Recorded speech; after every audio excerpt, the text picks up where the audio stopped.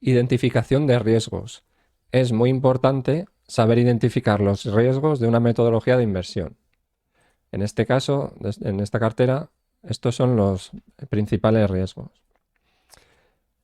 Hay que dividirlos en dos tipos. Riesgos no sistemáticos, que se pueden mitigar mediante la diversificación, y riesgos sistemáticos, que no se pueden mitigar mediante diversificación.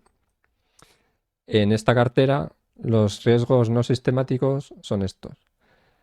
Puede darse el caso de que en una empresa el crecimiento de beneficios se detenga bruscamente y no haya perspectivas de recuperación en el corto plazo. En ese caso, la acción bajará bruscamente para ajustarse a la nueva situación y esto puede darse en épocas de recesión o perspectivas de recesión. Este ajuste puede ser tan brusco como un 20% o un 30% en la cotización de la acción, lo que en una cartera de 8 acciones puede suponer en torno a un 2% o un 4% de pérdida. Y por ejemplo está el caso de 2023. Este riesgo se resuelve con una diversificación suficiente. En esta cartera, una diversificación de 8 acciones es suficiente. Riesgos sistemáticos. 1. Épocas bajistas en el SP500. La cartera sufrirá correcciones acorde al mercado bajista general, ya que tiene correlación con él. 2. Disminución de la amplitud de mercado en épocas difíciles. El inversor preferirá invertir en empresas de alta capitalización, concentrándose allí todo el capital, con lo que el resto de carteras se quedarán retrasadas en rentabilidad de forma temporal. Este fenómeno se puede observar comparando la rentabilidad del SPI con el RSP. En épocas de poca amplitud de mercado, el RSP se quedará rezagado y se recuperará al resolverse la situación. Cambio de fase en el ciclo económico. Cuando el ciclo económico evoluciona hacia fases de desaceleración y de crecimiento, la gran mayoría del conjunto de empresas del mercado verán disminuir su crecimiento de beneficios, implicando ajustes importantes en la cotización general del mercado y sobre todo en empresas de crecimiento. No solo en esta cartera, sino en general en todas las carteras, es muy importante saber identificar sus riesgos. Clasificación de la metodología. También es importante ser capaz de clasificar la metodología de inversión de la cartera para poder comparar con ETFs y fondos de inversión con metodologías del mismo estilo, porque quizás igual nos merece la pena invertir en un ETF o en un fondo en vez de gestionar activamente nuestra cartera. Y esta cartera encajaría en el tipo de metodología crecimiento a precio razonable. Y aquí de Investopedia he copiado la definición, traducido, y sería la siguiente. El crecimiento a un precio razonable, GARP, es una estrategia de inversión en renta variable que trata de combinar los principios de la inversión en crecimiento y la inversión en valor para seleccionar valores individuales. Los inversores en GARP buscan empresas que muestren un crecimiento constante de sus beneficios por encima de los niveles generales del mercado, excluyendo al mismo tiempo las empresas con valoraciones muy elevadas. El objetivo general es evitar los extremos de la inversión en crecimiento o en valor, lo que suele llevar a los inversores en GARP a buscar valores orientados al crecimiento con múltiplos precio-beneficio PER relativamente bajos en condiciones normales de mercado. Y un ETF que implementa esta metodología es el SPGP, y nuestra cartera debería ser capaz, por una parte, de batir al SP500 y también de superar al SPGP. Si no, no tiene sentido gestionar de forma activa nuestra cartera porque tenemos estas dos opciones en las que podemos invertir. Y en esta web se puede ver la composición de este ETF. Y sin más, aquí pongo una comparación. Y aquí hay una comparación del SPGP frente al SPI, el SP500 y el SPGP. Y en general, el saldo para el SPGP es bastante positivo frente al SP500. Y aquí más adelante pongo la diferencia entre esta metodología y varias metodologías más, porque creo que puede ser muy interesante porque a veces no se tiene claro qué es el value investing, qué es la inversión en compounders, qué es, etcétera, etcétera. Y podemos ver qué es cada una y la diferencia con la metodología de esta cartera. Y eso nos va a ayudar a entenderla mejor, la cartera. Primero, no invertir en empresas value o compounders no significa que no puedan estar en la cartera. Entrarán si cumplen los requisitos y saldrán cuando dejen de hacerlo. Pero ese tipo de empresas no será el foco de la cartera, porque la metodología de inversión es diferente. Tampoco hay que confundir value investing con invertir en empresas baratas, ni con invertir en empresas de calidad. Una empresa barata puede no tener ningún gran valor intrínseco adicional que no esté descontado ya en el precio y simplemente estar barata, justificadamente o no. Y una empresa de calidad puede tener números de negocio sobresaliente, pero estar a un precio muy caro. Y aunque se cumpla la combinación de estar barata y ser empresa de calidad, tampoco sería inversión en valor, sería inversión en calidad a precio razonable. Y esto es importante tenerlo claro, que esta cartera invierte en empresas cuyo valor está siendo ya reconocido por el mercado y cuyo ritmo de crecimiento es predecible, además a un precio razonable. Estas circunstancias hacen que el rendimiento de la cartera cumpla con creces el esperable en una inversión de renta variable y además con cierta garantía y predictibilidad. Y aquí describo un poco las metodologías Value Investing e inversión en compounders para que se entiendan mejor las diferencias con esta cartera. La metodología Value Investing se basa en invertir en empresas de alto valor que todavía no está siendo reconocido por el mercado, esperando obtener un gran retorno cuando ese reconocimiento se produzca.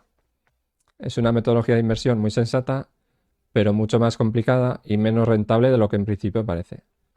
En mi opinión, se ha ido mitificando a lo largo de los años, pero no es una metodología muy apropiada para un inversor promedio. En mi opinión, solo es válida para profesionales especializados en esta metodología de inversión. El primer requisito es buscar empresas con un gran valor escondido que no haya sido visto por el mercado, y esto puede ser una gran capacidad de crecimiento futuro de beneficios, o unos activos cuyo valor crecerá sustancialmente en el futuro, o cualquier circunstancia que haga que el precio pagado tenga un gran descuento respecto al que tendría si esa circunstancia aflorase. Pero existen dos grandes problemas. El primero, que se necesita un gran conocimiento y mucho tiempo de dedicación al estudio de cada empresa para identificar ese valor oculto. Y segundo, es que el hecho de que ese valor no sea reconocido por el mercado debe hacernos entender que existe una posibilidad de que nos estemos equivocando. Y el segundo requisito es que debe existir un catalizador que haga aflorar ese valor. Si no sucede nada, no hay razón para que la opinión del mercado cambie. Por ejemplo, alguna futura fusión o adquisición o algún otro hecho externo relevante. Pero normalmente ese catalizador no está garantizado y tampoco es conocido el momento en el que se vaya a producir. Por lo tanto, estaremos invirtiendo en empresas en las que entendemos que hay un gran valor escondido, pero con posibilidad de equivocarnos, a la espera de un catalizador que puede producirse o no, y además en un tiempo indeterminado. Y todo esto en conjunto hace que, combinando los posibles retornos con la posibilidad de que se produzcan, nos resulte en unos rendimientos muy inciertos. Y es por esto que hace falta una gran dedicación y conocimiento. Y en mi opinión, solo es recomendable para profesionales especializados en esta metodología de inversión. Y la inversión en compounders se basa en invertir en empresas que tienen la capacidad presente o futura de hacer crecer sus beneficios a un ritmo extraordinariamente alto, muy superior a la media del resto de empresas a lo largo de muchos años. y el mercado, por lo tanto, lo reconocerá elevando el precio a un ritmo equivalente. Es una metodología de inversión muy atractiva, pero muy complicada y menos rentable de lo que en principio parece. En mi opinión, también solo es apta para profesionales especializados en ello. El objetivo es invertir en empresas que tengan esa capacidad de crecimiento de beneficios y que puedan mantenerlo en el futuro. El primer problema es que esto requiere unos conocimientos elevados sobre la actividad de la empresa y el funcionamiento de su sector, y además de mucho tiempo de dedicación al estudio de cada empresa. Y el segundo problema es que hace falta una gestión de cartera muy bien planificada, porque la volatilidad en este tipo de empresas es enormemente elevada, y si una empresa tiene un descenso del 80% de su precio, por ejemplo, tenemos que ser capaces de gestionarlo en la cartera y también, más importante, saber si es debido a la pérdida de capacidad de generar beneficios de la empresa o solo son circunstancias temporales. Una mala gestión de la cartera, aunque invirtamos en las compañías correctas, puede llevarnos a rendimientos muy mediocres. Y en general, como comentario de todos estos párrafos, esta cartera no tiene mucho que ver con value investing, a pesar de invertir en empresas con precio razonable, y tampoco tiene nada que ver con inversión en compounds, a pesar de buscar empresas con crecimiento. Es una metodología diferente que consiste en invertir en empresas con crecimiento que tengan precio razonable. Cartera diversificada, regla UCITS 5, 10, 40. Este capítulo de aquí se incluye en caso de que esta cartera, en vez de forma de cartera, tuviese forma de fondo de inversión. Estas reglas UCITS serían convenientes para favorecer la comercialización. Y esta regla nos obliga a diversificar en al menos 16 acciones si lo que queremos es una cartera que sea equitativa, que todas las acciones tengan el mismo peso. Como veremos más adelante, el número de acciones más adecuado para esta cartera es de aproximadamente 8, pero esta regla nos obliga a utilizar 16 acciones.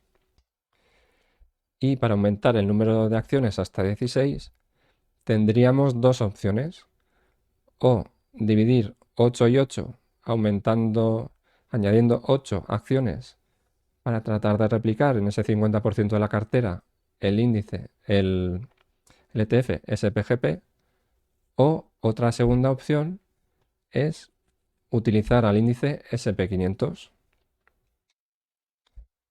En caso del SPGP o del SP500 podríamos seleccionar las acciones que tienen mayor peso, por ejemplo, y en el caso del SP500 aquí he puesto un estudio bastante interesante de lo que supone invertir en el top 10 de empresas del SP500.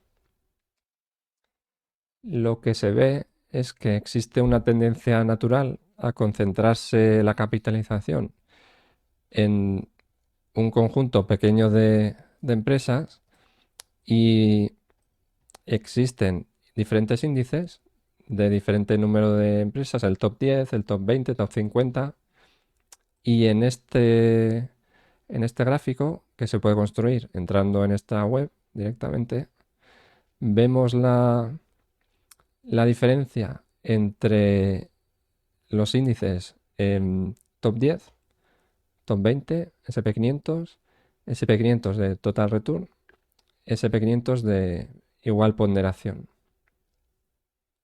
No, perdón, este es SP500 top 50, top 10, top 20, top 50, SP500 y SP500 de igual ponderación.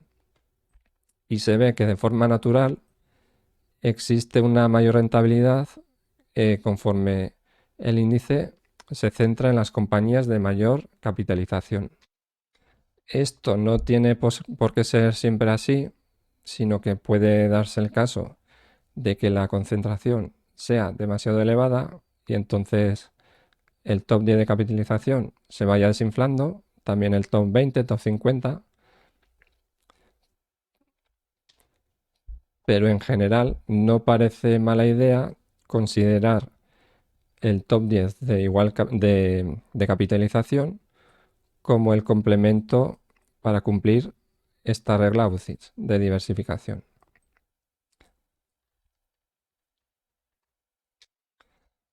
Pero independientemente de esto, lo natural para completar la cartera sería utilizar un conjunto de empresas basadas en el SPGP o en el SP500, porque de forma natural es la base de esta cartera. Y podríamos utilizarlo para aumentar un poco la diversificación y disminuir un poco la volatilidad, aunque siendo conscientes de que renunciaremos a algo de rentabilidad.